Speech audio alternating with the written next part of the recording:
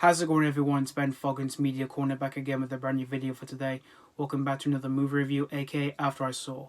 This time for this new episode for this series is going to be my review on the 2023 supernatural horror film, and that is The Last Voyage of the Demeter. Now, this comes to us from the director of The Autopsy of Jane Doe and Scary Stories to Tell in the Dark, two horror films I really enjoyed. So now he has come to make a new horror film here, and this film is an adaptation from one of the chapters that is from Bram Stoker's Dracula, in which in this film we follow a crew in which they are sailing away on their ship from Varna, Bulgaria by the Black Sea to England, where they are carrying some cargoes on the ship.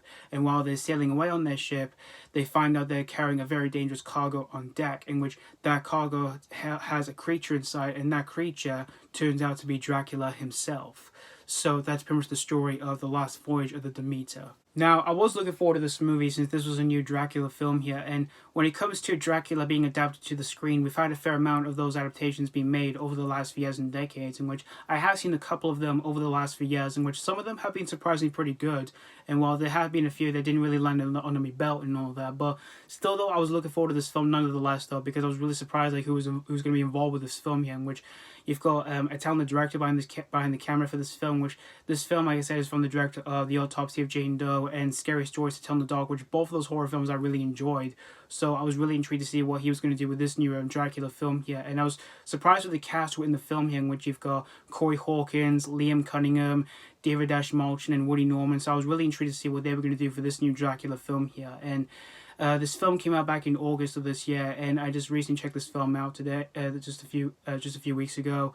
And after watching this whole movie here, I wouldn't necessarily say this is the director's best film since his last two horror films he did here, but I thought this was overall a good, solid horror film here. What I really liked about this movie here was the direction here for this film, in which I thought the direction for the most part was really nice here, because it's a really nice looking film here. Like, the sets and all look really great, and the effects that's been used in this film for like the creature that we see in the film here, I thought they were very well handled here. Like, this film has a mixture of like CGI and practical effects, which I thought both of them were very well handled together here for this film.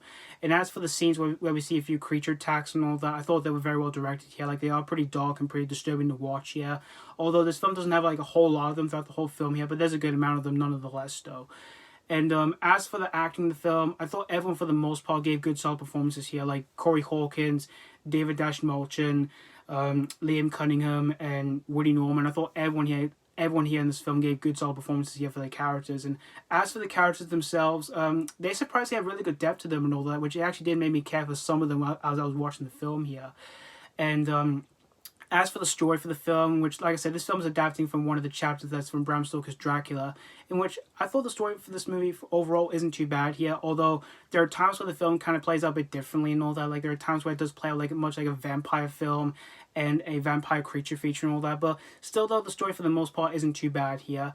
And as for the pacing for the film, I kind of felt the pacing for the film was a bit slow here, because this film is under 2 hours and all that. It's only on for an hour and 59 minutes and all that. And I kind of wish a couple minutes of its runtime could have been trimmed down a little bit and all that. And as for the conclusion of the film, like the way it's about to end and all that, I kind of felt was a bit lacking in all that, because I just didn't even like the way it was like ending off and all that, which kind of left me a bit disappointed and all that. But in the end, guys, The Last Voyage of the Demeter, I thought this was overall a good, solid horror film here. But again, I wouldn't say this is the director's best since his last two horror films he did and all that. But if you're a fan of like of the director's past few films or anything like that, or you're a fan of like the cast, or you're a fan of like the overall story of Dracula or anything like that, I could definitely say this would definitely be a good cup of tea for yourselves here. So that's pretty much all I have to say about The Last Voyage of the Demeter.